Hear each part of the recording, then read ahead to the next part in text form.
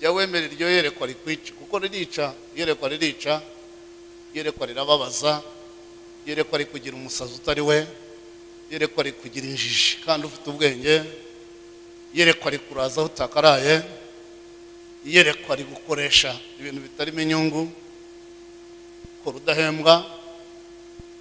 Ibuka data wacu umwe nkihamagarwa muri 90, ye nahamagaye muri 90. 91 mporana data wacu wankundaga arandeba ati ntayo aturapfuye pe, atubusigaye urara aho bwije. Musanga ibyo avuze n'ukuri. Numva kandi kuko sigaye ndaraho, atubusigaye nk'igikoma nk'abarokore. Atayiwe aturapfuye nayo. Noneho nsanga koko numerutse kunywa igikoma. None kandi jewe narakizwa ntago nanywaga igikoma. Haleluya.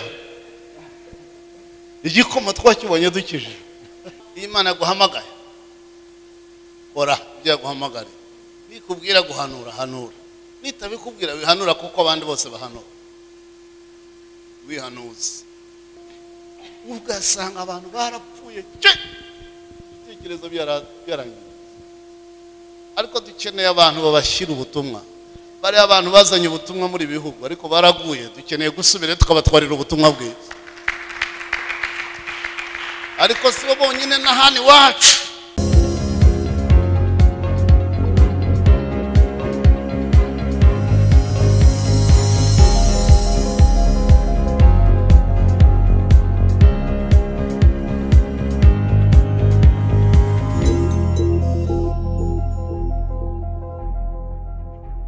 Ijambo rivuye ku mutima wawe, buri muntu wese urahaze gusubirayo avuga ati Imana ivuganye natwe.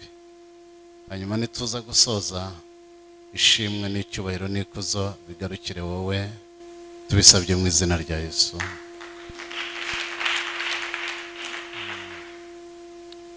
Mwicariye, hari ijambo baduhaye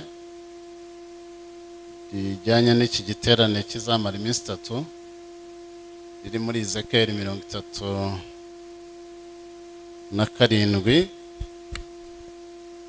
murongo waho wa 10. Umusomyi mwiza yadusomereye twihuse.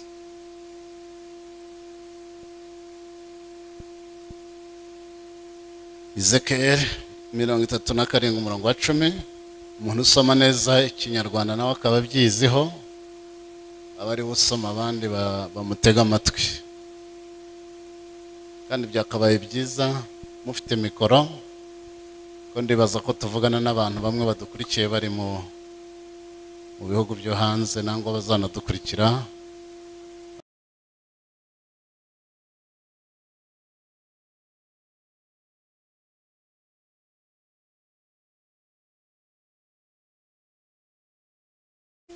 Ezekiyeli 37 umurongo wa 10. Kadusome mu izina rya Yesu. Nura uko yantegetse maze umwuka uyinjiramo, nuko ibaho, ihagarara ku maguru yayo, yiremamo inteko nyinshi cyane. Komeza. Maze arambwira ati mwana w'umuntu, ayo magufwa ni ay'ab'inzu ya Isirayeli yose. Dore baravuga bati amagufwa yacu arumye kandi ibyiringiro byacu biraheze, twaciwe burundu. Nuko rero hano urubabwira uti uku niko Umwami Uwiteka avuga ngo dore ngiye gukingura ibituro byanyu mbibakuremo mwa bwoko bwanjye mwe, nzabagarura mu gihugu cya Isirayeli. Zabagarura mu gihugu cyanyu cya Isirayeli. Komeza. Muzamenya yuko ndi Uwiteka igihe nzaba maze gukingura ibituro byanyu nkabibakuramo mwa bwoko bwanjye mwe, kandi nzabashyiramo umwuka wanjye mubone kubaho. Nzabashyira mu gihugu cyanyu bwite, mumenye yuko ari jye Uwiteka wabivuze kandi mbikomeje. Niko Uwiteka avuga. Ijambo ry'Uwiteka ryongeye kunzaho riti nuko mwana w'umuntu wishakira inkoni. Komeza. Kandi niyo warekeraho wicarire kansabe wowe yicarire kansabe Steven bagoye mikoro ugende wicare hariya hirya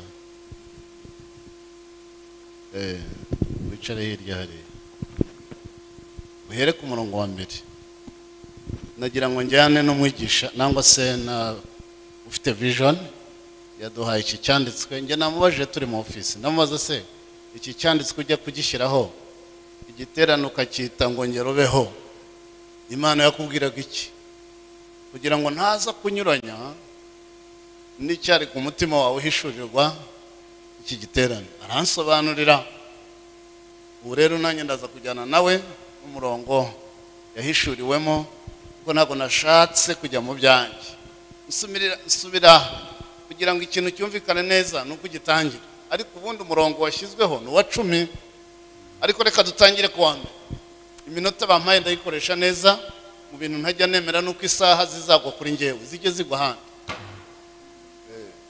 ntabwo njye nemera ku isaha ingwaho noneho iyo bampaye nyikoresha nk'uko mwayimpaye ubwo rero nubona ndengeje iminota bampaye umenye ko bandoze noneho soma tugende ukuboko k'Uwiteka kwangezeho ansohora ndi mu mwuka ukuboko k'Uwiteka kwangezeho ni Ezekiyeli uvuga nkuko Shukuru nawe Imana yamusohoye ari mu mwuka ikamujyana mu ijuru ikamugarura mwese nta uragera nko mu ijuru ngo mugaruke no mu nzozi nta urabona n'Imana nanjye se ndayibona ariko Shukuru yarayoboye cyo kurange nabonye Yesu mu nzozi nanjye njye guhamagarwa nabonye Yesu so ndagira ngo tujyane mujye mu mwuka mwumve Ezekiyeli ari mu mwuka duhuze Ezekiyeli iyerekwa rye n'iyerekwa rya Shukuru nawe ari mu mwuka hanyuma twigendere nsomera twumve ukuboko k'Uwiteka kwangezeho ansohora ndi mu mwuka ukuboko k'Uwiteka kwangezeho aransohora ariko njyana ndi muki mu mwuka aramanura angeza mu kibaya cyari cyuzuyemo amagufwa aramanura angeza mu mwuka ariko ntago yarari mu mubiri ajya mu mwuka aramumanura amugeza mu kibaya cyari cyuzuyemo amagufwa urebye nawe yararotaga nangwa yarerekoga nkuko Shukuru yeretswe cyagiye ari muri Tanzania 92 93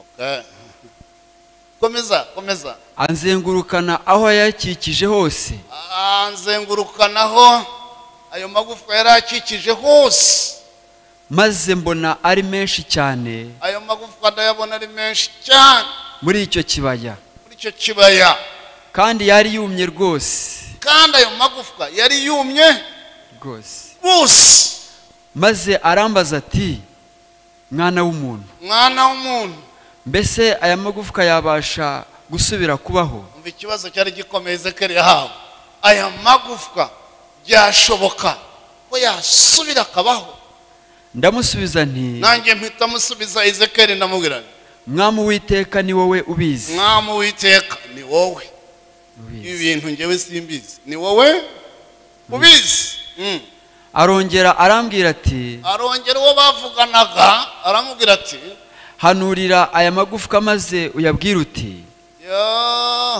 hanurira aya magufwa nurangiza uyabwira uti yemwe mwa magufwa yumye mwe yemwe ariko ibi byuma biravuga neza yemwe mwa magufwa yumye mwe nimwumve ijambo ry'Uwiteka uko niko umwami Uwiteka abwira aya magufwa yumye ngo akayabwira ngo dore ngiye kubashyiramo umwuka ngo mubeho ngiye kubateraho imitsi ngiye no kongera mbatereho imitsi mbakwizeho inyama ubwo ni amagufwa abwirwa mbakwizeho inyama kandi mbatwikirize uruhu kandi nindangiza hari inyama mashyira uruhu mbashyiremo umwuka mubone kubaho kubaho mumenye yuko ndi Uwiteka aho niho muzamenyera ko nari umuntu ndi Uwiteka nuko manura uko nategetswe noneho Ezekiyeli ahanura uko yategetswe mbonereho kubwira Shukuru wowe ujye uhanura uko wategetswe ibyo Imana ikubwiye utitaye ku ijambo rivuga ngo birashoboka nangwa ntibishoboka. Niwumva ari Imana yabikubwiye ukamenya koko ari Imana, yuhano uvuge ikikubwiye, nk'uko duhaye vision y'ibyo wahawe, uzajya ubibwira n'abandi. Abantu bazamenya ko utihamagaye, kandi bamwe bazakumva bagukurikira. Joseph, Imana itaramuha umugore, itaramuha umwana, itaramuha ikintu icyo ari cyo cyose, yamuhaye iyerekwa, imuha inzozi. Itaramuha ikintu icyo ari cyo cyose, itaramuha n'akazi keza, yamuhaye inzozi. Uyu mwana biturutse ku byo yatubwiye, Imana yamuhaye inzozi. Mwakomera Imana mu mashini wamuhaye. Njya mbwira abantu, iyo Imana iguhaye iyerekwa, ugomba guca bugufi iyerekwa rikakwica. Iyo ritakwishe ukaryica, rirakwica rikakwicana n'abawe nabo wagashyigikira. Ariko iyo wemeye rikakwica, rirakuzura, rikakuzurana n'abandi bose. Sinzi icyo kintu niba mucyumva. Iyo Imana iguhaye iyerekwa, jya wemera iryo yerekwa rikwica, kuko ririca. Iyerekwa ririca, iyerekwa rirababaza, iyerekwa rikugira umusazi utari we, iyerekwa rikugira injiji kandi ufite ubwenge, iyerekwa rikuraza aho utakaraye, iyerekwa rigukoresha ibintu bitarimo inyungu, ukora udahembwa. Ibuka data wacu umwe nkihamagarwa muri 90, njye nahamagawe muri 90.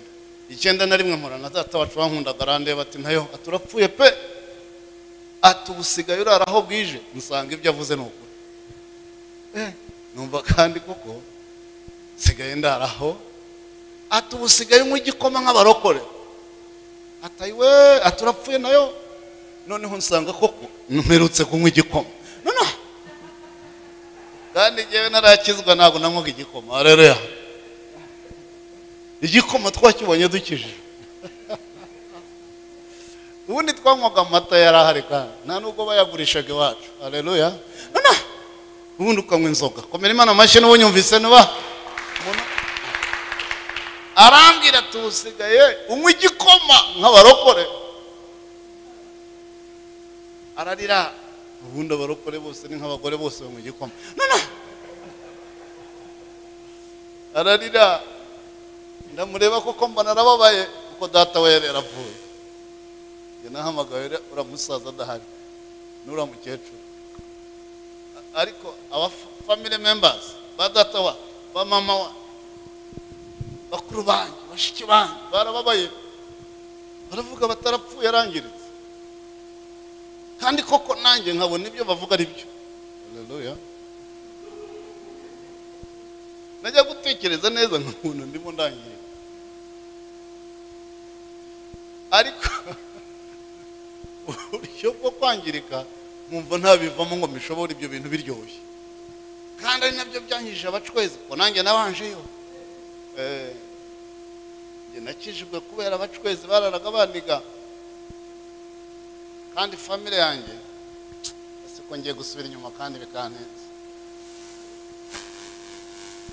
Twabigiyemo tukiri abana dushaka y'ubuzima, bavuga yuko bishobora kudukiza, bavugaga ko baturoze, kandi ndakeka kuko twari turuze, twasaga nk'ibiroge. None tujya mu bapfumu bandi byanze, tujya mu bacwezi. Barangije barangwa ntayomba ninjye batoranije. Ko ngewe bundi iyo ngiye mu kintu njyamo wese nkabona bari bantoranije, kuko nari umunyagatolika wujuje ibyangombwa. Najyaga no kugukubita amanje gukora. Nari umunyagatolika ukomeye, nabyaye abana mu idini nkiri umwana nanjye, kandi nzi ko nzaba padiri.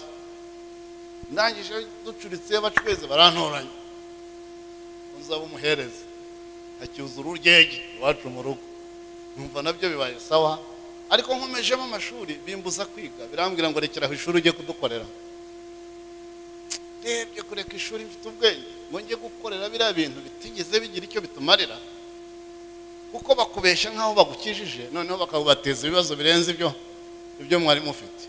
Ujyayo ushaka ubuzima ugasa nk'uworohewe, ariko nyuma bakaguha conditions zikomeye udashobora, noneho nyuma mugahura n'ibibazo birenze ibyo mwagiye mufite. Ari byo biti bipfubiro, ugira utyo bakaguhana ngo ntago wizeye, ngo ntago wakoze neza, bakaguha ibintu byitwa ibipfubiro bihano. Rero reka no kujya muri ibyo bintu. So maze gukizwa ndi Tororo College, ngeze mu senior 2, abantu bambwira ko Yesu akiza. Yesu akoresha abapasiteri, baransengera ndakira, nkize ndabango ubwo nkize nkaba mbaye muzima, mwana ngiye kuzagukorera akazi kose uzankorera nzagakora, kuko n'ubundi nari napfuye, none nkisha abacwezi umpaye ubuzima nzagukorera. Imihigo myinshi ndakizwa, ntangira nkorera Imana. Hanyuma nza guhura n'ibibazo nshaka kubivamo kugira ngo ngiye gupagasa. Rero ncuruza mpomba kugeza igihe nabiviriyemo ngaruka muri aka kazi.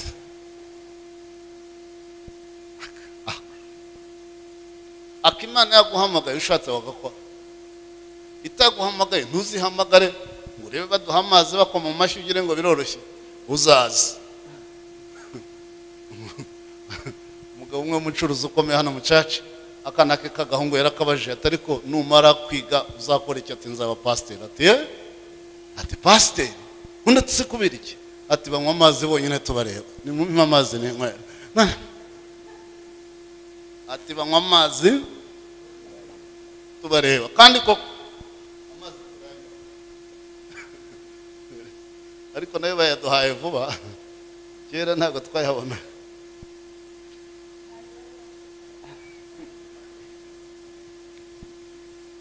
Icyo nashatse kuvuga, Imana guhamagaye kora ibyo yaguhamagare, nikubwira guhanura hanura, nitabikubwira wihanura, kuko abandi bose bahanura. Wihanuzi. Hello Ezekiel, kanjye kuri Ezekiel komeza. nuko mpanura uko nategetswe, ndangije ngewe mpanura uko nategetswe. ngihanura habaho guhinda, nyihanura habaho guhinda. mbona isi itigita, mbona isi iratigise, amagufwa araterana, amagufwa araza araterana, igufwa risanga irindi ryaryo. undi gitangaza kirabaye, igufwa rikajya rishaka ryene wabo bikisungana. Nuko nitegereje mbona imitsi iyafasheho, mbona imitsi ifasheho, maze inyama ziyameraho, inyama ziyameraho, byoroswa uruhu, byoroswa uruhu, ariko nta mwuka wari ubirimo. ugeze ku murongo wa kangahe? wa 9. komeza turaje. maze arambwira ati, maze uwo twavuganaga arambwira ati, hanurira umuyaga, hanurira umuyaga, uhanure mwana w'umuntu. uhanure rero mwana w'umuntu, maze ubwire umuyaga uti, maze nurangiza ubwire umuyaga ubwire uti, uku niko umwami Uwiteka avuga ngo, uku niko umwami Uwiteka avuga ngo, uturuke mu birere bine wa mwuka we, uturuke mu birere bine wa mwuka we, uhuhe muri iyo mirambo, uhuhe muri iyo mirambo kugira ngo ibeho. iyo mirambo, iki giterane cyitwa ngo ongera ubeho. ubwire umuntu ukwegera uti ongera, mujye muvuga byo bibatwara iki mwuka byara, ntumbwirire utongera ubeho. Aha, ubwo wagiye mu bibazo ngo subone narapfuye, uriho ariko hari igihe umuntu aba ariho atariho. Haleluya, amen. buri muntu adafite ububyutse, iyo umuntu adafite umwuka aba hari ariko adahari. Iyo wabayeho mu gihe cy'ububyutse ukongera ukabaho mu gihe nk'iki cy'ubukonje, menya ko duharitse, dukeneye kongera kubaho. Tugeze mpura n'umwana w'umusore tuvuye ku nkuru nziza, kera tukiba ku nkuru nziza buri saa sita, noneho dusohotse, njye ntabwo ni nateranye, mpura n'umwana wari uvuye ku nkuru nziza, ndamubwira se mwagize amateraniro meza? Ati ntabwo ari cyane. Habaye iki se? ati umwigisha ati kwara inkuku kwa magufa, kwara inkuku nubwo urashaka kuvuga iki ati byari byumye, ati byari inkuku kwa magufa. Avuga ko ijambo ryaje ridafite waruzi ko umuntu ashobora kubwiriza, umuntu ashobora kuririmba, umuntu ashobora gukora ikintu cyose, ariko biri inkuku kwa magufa. Dukeneye kongera tukabaho mbere Imana amashyi n'ubu byumva. Iriya korari barose ingona zitwara, hanyuma ingona zatwara abandi bagaserebura, biba byabaye nkuku. Ntabwo abantu baba bagikundana, ntabwo abantu baba bagifatanyije, ntabwo abantu baba bagifite umutwaro w'abandi. Bigeraho umuntu arwara ntihagire umusura, umuntu agapfa bakabimenya yarapfuye kera, kandi muririmbana muri korari, ubwo byabaye nkuku. Ahantu urukundo rwabuse abantu baba bapfuye. Ni heart to heart what? The Heart of Love Ministry. Yo, iryo zina ni ryiza mu Imana amashyi kandi muzarihagararemo. The Heart of Love Ministry. Ahantu urukundo rwashize byabaye nkuko kwa magufa. Soma twumve. nuko mpanura uko yantegetse, Manura uko yantegetse, maze umwuka uyinjiramo. maze umwuka urongera winjira muri iyo mihango. Nuko ibaho ihagarara ku maguru yayo, Ibaho irangije irahagarara ku maguru yayo, yiremamo inteko nyinshi cyane. yiremamo inteko nyinshi cyane. Maze arambwira ati, Maze arangije arambwira ati, mwana w'umuntu, mwana w'umuntu, ayo magufwa n'ay'ab'inzu ya Isiraheli yose. abo ni abantu, ntabwo ari abapfu, ni ab'inzu ya Isiraheli bose. Dore baravuga bati, Dore aba bantu bageze kurevo bavuga bati, amagufwa yacu arumye, twarumye, amagufwa yacu arumye, kandi ibyiringiro byacu biraheze. kandi ibyiringiro byacu Biraheze. biraheze. Burya iyo umuntu yatakaje ibyiringiro, iyo umuntu najyaga numva batukana, abazungu bagira igitutsi bita ngo you are hopeless, ukumva ni nk'akabyiniriro, you are hopeless. Ariko burya kuba hopeless ni ugupfa. Iyo umuntu yatakaje ibyiringiro aba apfuye ahagaze. Hello? Hello? Hari umuntu mvugana nawe. Iyo umuntu yatakaje ibyiringiro aba yapfuye kandi ahagaze. Mama yajyaga akunda kuvuga ati akabi no gupfusha uhagaritse. Ubu nibwo mbigarura nkabyumva, hari igihe umuntu apfa ahagaze. Hari abantu bapfushije abana kandi bahagaze. Kabona umwana w'umusore nk'abo baririmbaga, afite mugenzi we w'umusore ngo niwe fiancé we, ngo niwe bagiye gushaka. Umwana w'umukobwa akakuzanira umukobwa mugenzi we ati, nguyu papa wo tubyumva kimwe. Yesu we, buriya warapfushije. Umudamu umwe n'umugabo we bafite abana batatu, abakobwa n'umuhungu umwe. Umuhungu bamujyana hanze kwiga, agarutse arabwira ati, nanjye ubu nahindutse ga. Bari bafite agahungu mu bakobwa batatu, none nako kabaye gara. Ubwo ntibapfushije? Rega abantu barapfusha. Mujyana urukundo ku bantu b'Imana, mubagaruzi neza, kuko abantu barapfa. Nagiye mu Burayi bwa mbere 2010, ngenda nishimye nzi ko ngiye nko mu ijuru. Ngeze nsanga ndasa nk'uri kwa shitani mu rugo. Aho twari turi mu Budage, dusanga itorero baduhamagayemo ririmo abakristo batatu. Pasiteri wa njyana n'undi mu pasiteri, tugezeyo tuba turi abapasiteri batatu ku cyumweru n'abakristo batatu. Hanyuma dusohotse mbwira pasiteri ko tuje naha kumara amezi 2 kugira ngo tubwirize church yawe izamuke. Tuzabikora gute? Inzu kunza atereka bagufunga. Tuzasura abantu mu magose, batereka barahamagara polisi, bakavuga ngo hano hari umuntu tubwira ibintu tudashaka. Tuzagira duteze crusade, atereka da aya mezi yombi tuzaba dukora. Ndamubaza, abakristo banyu baguye nibura ngo tubasure? Ati bamaze kugwa 50. Iyo 50 se yo tuyisuye badufungisha, atereka da abo baranzi ntago ariko mbonye abantu bapfa sinabona uburayi. None umwe tumusuye namubaza kuki udasenga, ati ndamutse ngiye ku rusengero, ati John yagira irungu. Namubwira se wazamuzanye ejo nimugoroba tugaterana nawe na John, nkaba ngira ngo nakuzukuruke, azana n'ikibwe kinini yicara nkaho. Mbwira pasiteri Suriya ko azanye imbwa, arambwira ati Suriya si we wamubwiye ngo ayizane? Ngewe aturiye se si we John? Yesu we John. Nabonye abantu bakunda imbwa kurusha abantu, nabonye abantu bakunda amapusi bakanga abantu, nabonyeho ndavuga ye zagaruka muri Afurika ryari maze y'amezi 2 ariko singe warose nta no ibyo nahuye nabyo ntibizankurikira. Ugasanga abantu barapfuye ibitekerezo byarangiye. Ariko dukeneye abantu babashyira ubutumwa, bari abantu bazanye ubutumwa muri bihugu ariko baraguye, dukeneye gusubira tukabatwarira ubutumwa bwiza. Ariko si bo bonyine n'ahandi wacu hari abasore bakuye bahagaze, hari abakobwa bakuye bahagaze bakeneye ubutumwa bwiza bw'urukundo. Tutabaciraho iteka, ahubwo tubereka ko Imana ikibakunda.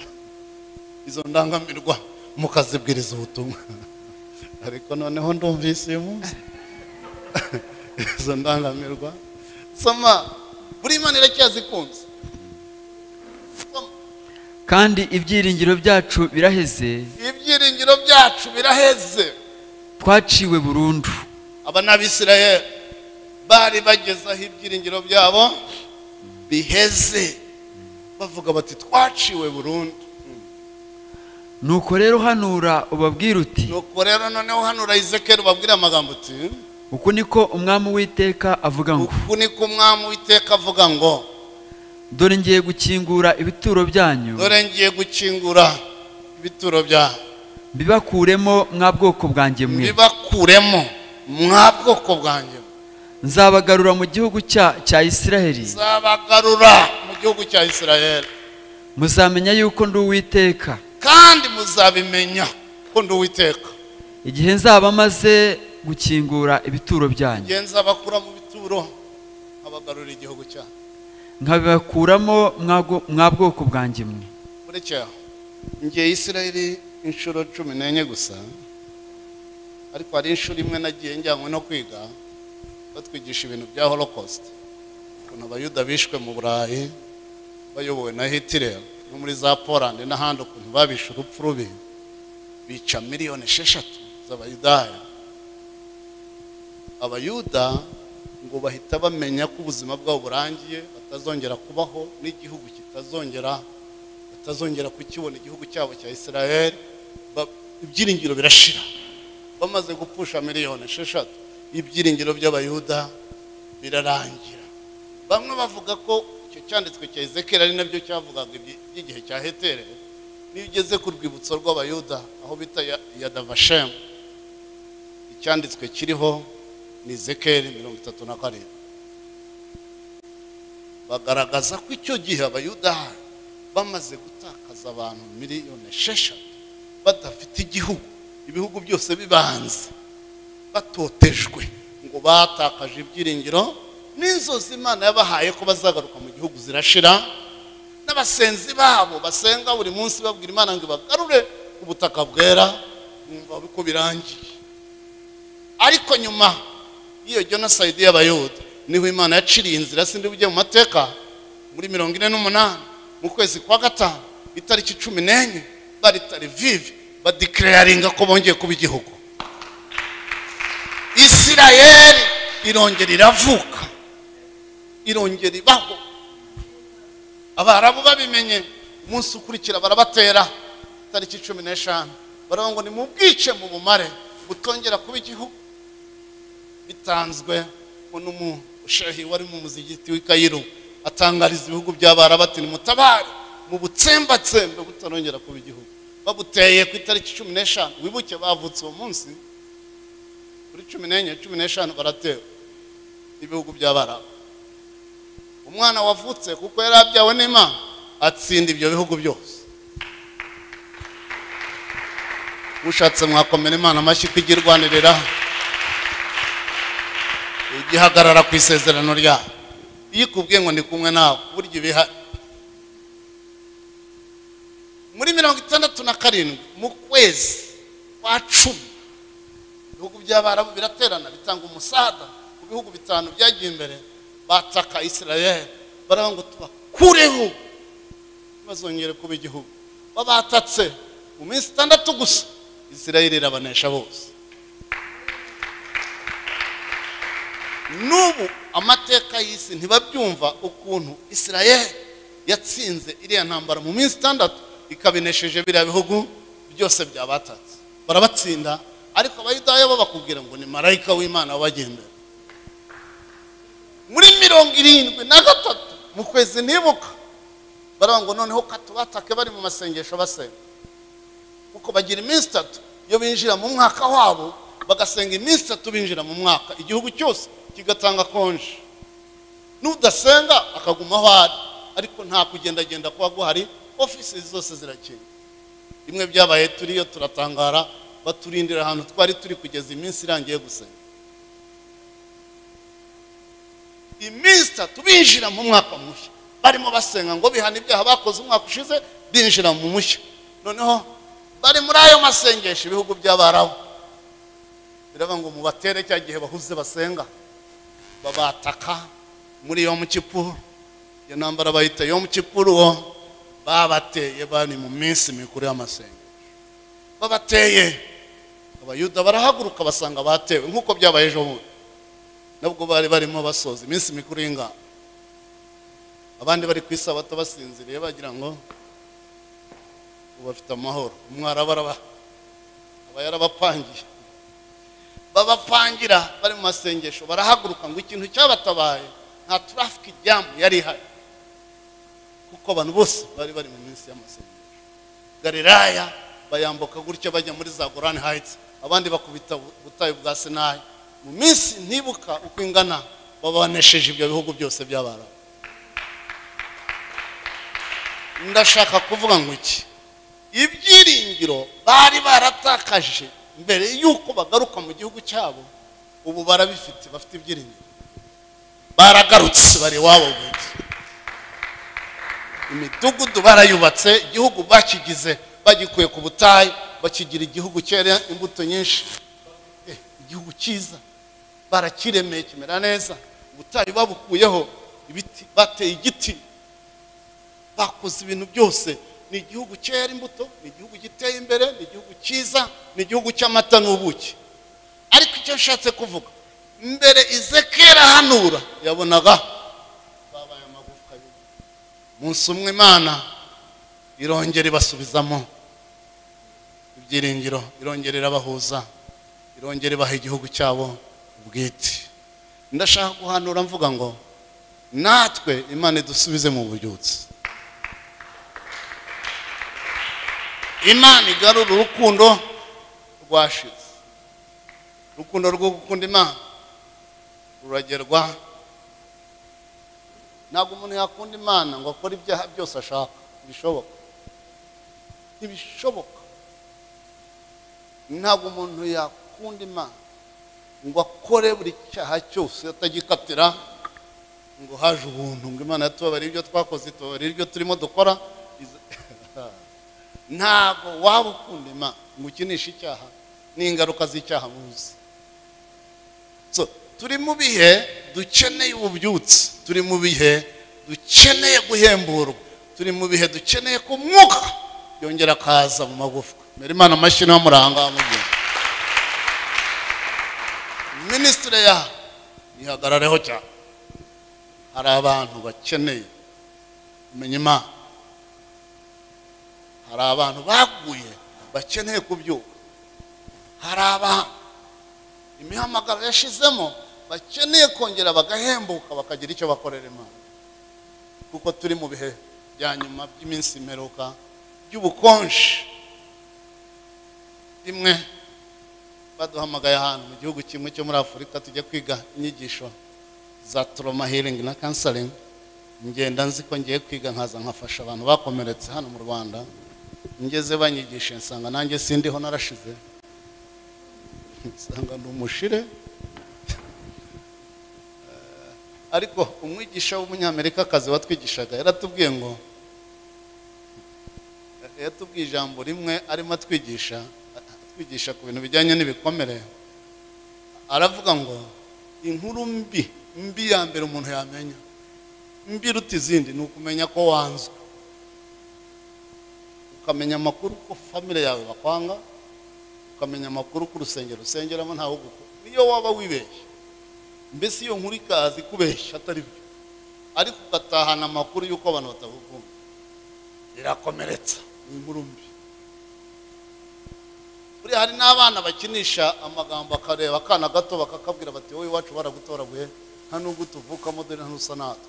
Buri uriya mwana ayo makuru yumva ko yatoraguwe bamubeshya, akura afite umwuka wa rejection, azi ko adakwiye, azi ko atari umufamile, akura atiyakira, atiyemera.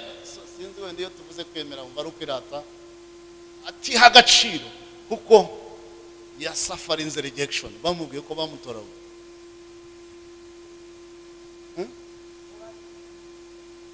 Abandi bati ni igisiga cyakuzanye kikujugunya hano.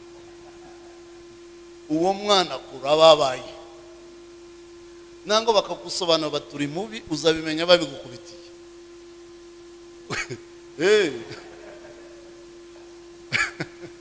Ugahora utegereje inkoni.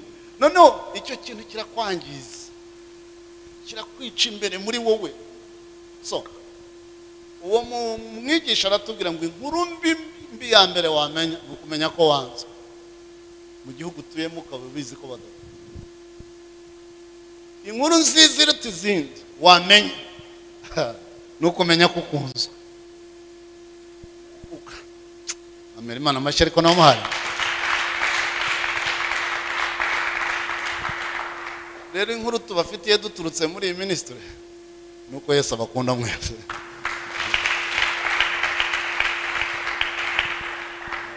Nuko nabababwiye ko abanga barababeshyaga, buriya ntabwo muri abo kwangwa, Yesu arabakunda. Iyi ni nayo nkuru dukwiye kubwira abantu bari hanze hari. Rero abakobwa bigurisha zira ndangamirwa, kenshi ugiye kuganira nawe n'ibikomere, n'ingaruka z'ibikomere. Yamenye ko ntawe umukunda, nta n'umwitayeho, nawe ntacyo akera ku isi, ntabwo bafite, kuko nta handi he n'ubundi ukeyazi. Kenshi biva mu bikomere. Ariko dukeneye ubutumwa bubwira abantu ngo Yesu aracyabakunda, Yesu arabakunda. Dukeneye ubutumwa buvuga ngo haracyari ibyiringiro, nubwo urwaye uzakira, nubwo ushonje uzongera kurya, nubwo wambaye ubusa hari igihe Imana izakwambika nk'ikigori. Haleluya. Dukeneye ubutumwa buvuga ngo nubwo ukodesheje hari igihe uzaba uri wawe, nubwo uri umusiribateri hari igihe uzaba ufite umugore nangwa umugabo. Haleluya. Kuko umwanda kariye n'abagize. Uyu murongo ngusorezeho, Umubwiriza 9 murongo wa 4, cyanditswe Imana yampaye kera nkitwara kuri radio bampa kubwiriza umunsi umwe buri cyumweru. Ndangije bampa iminsi 5 buri cyumweru, batanyishyuza n'igiceri, ko Imana yari yambwiye ngo ngene mbwira abantu ngo haracyariho ibyiringiro. Ndagenda njya guhura n'aba radio kandi ntagira amafaranga naratunganya na bambwira isaha amafaranga baca ayi bambe. Ndavuga ndisohokera, sohotse manager wa radio abwira pastor twari twajyanye ati nyamara uriya mugabo nge ndumva nyoborwa kumuha isaha imwe atishyuye n'igice. Ndabwiriza isaha imwe buri cyumweru. Aje hano hari igiterane mushimiye ampa iminsi 5. Ndambwiriza kuri radio iminsi 5 mu cyumweru. Narindi jambo navugaga naba ngo haracyariho ibyiringiro. Soma Umubwiriza 9:4.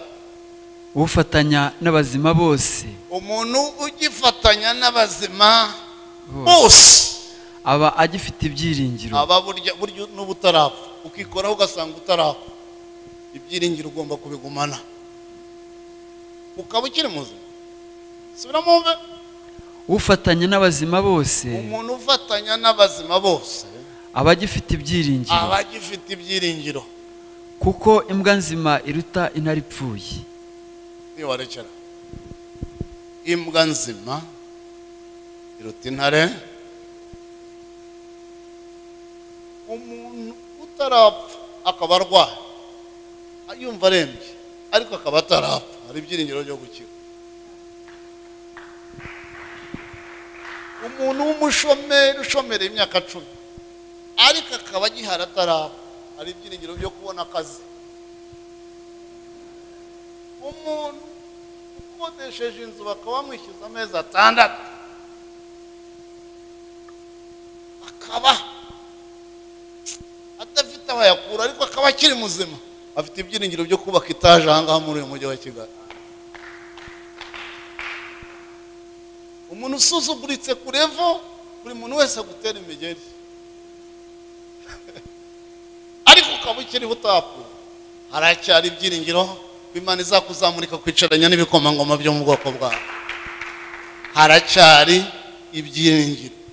Ntiwiyahure, ntiwiyice, ntiwihohotere, Imana iracyahari kukugirira neza. Ubwo butumwa nibwo natwaye kuri siteresi. Ariko urebye abantu bakishe, urebye abantu bari bagiye kwiyahura bakaza hano nk'abasengera, bamwe bakaba ari abakozi b'Imana, wamenya yuko Imana yakubwiye ikintu igikurikirana. Iyo Imana yavuze pastor ukamenya neza ko ari yo yabikubwiye, ntuzatinye kuvuga ibiri buherekeza ijambo ryayo igasohoza icyo yavuze. Ndasoza mbabwira ngo iyi ministry turayihanurira ngo ibeho, kandi izakora ibiterane binini, isi izaze, bazakurikirane bari mu Burayi, bari muri Amerika, bari muri Aziya, bakira urukundo rw'Imana.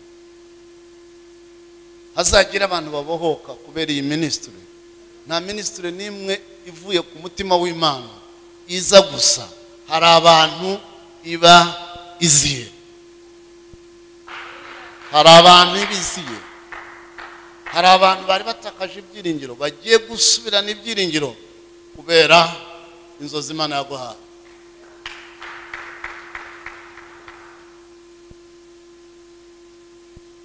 Amos 7:14 nsoreza. Amos 7:14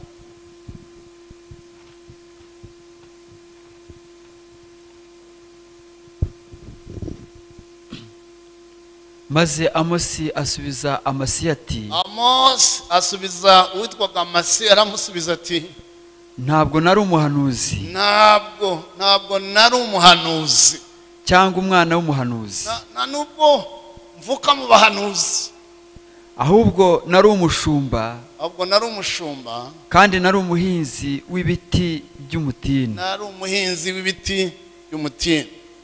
Uwiteka yantoye ndagiye amatungo, Uwiteka yansanze mu ishyamba rya Tanzania ndagiye amatungo.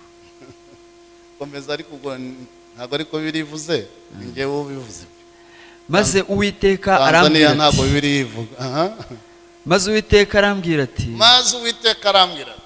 genda uhanurire ubwoko bwanjye isi bwa Isiraheli, noneho wumve ijambo ry'Uwiteka. Tekerera pastor, Imana iraguhamagaye nkuko twese yaduhamagaye. Nta muntu n'umwe utangira byuzuye, ahubwo utangiye neza cyane. Utangiye nk'umuntu w'umugabo n'utwuma turi hariya n'ibintu byose bihari, ariko nagira nkubwire ngo Imana iguhaye inzozi iguha n'abazishyigikira.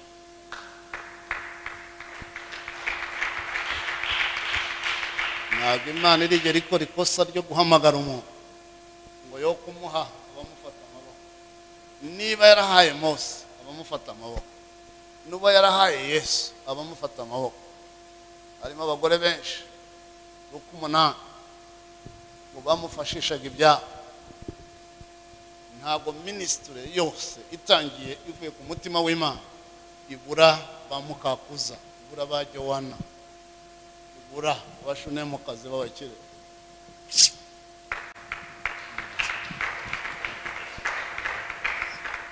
Imana iguha abantu bagufata amaboko.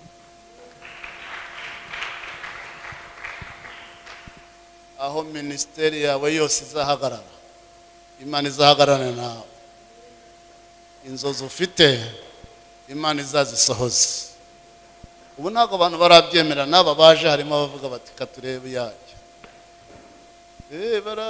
Baseka batuzaba tureba ko atazabivamo. Ariko rimwe bazavuga bati turemesha ukuri n'Imana yamuhamagaye. Ntabwo abantu bemera ibintu bitarafatika, bemera gufatika. Kuko abantu bemera ibintu bifatika. Ariko ndagira nkubwire nsoza ngo nibifatika, iyo wumva Imana irabiguha. Ibifatika. Mbwira ijambo ry'Imana muragarana Imana.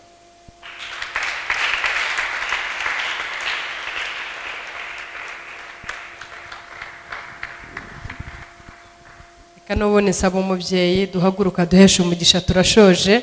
No kuri Imana ibaho umugisha.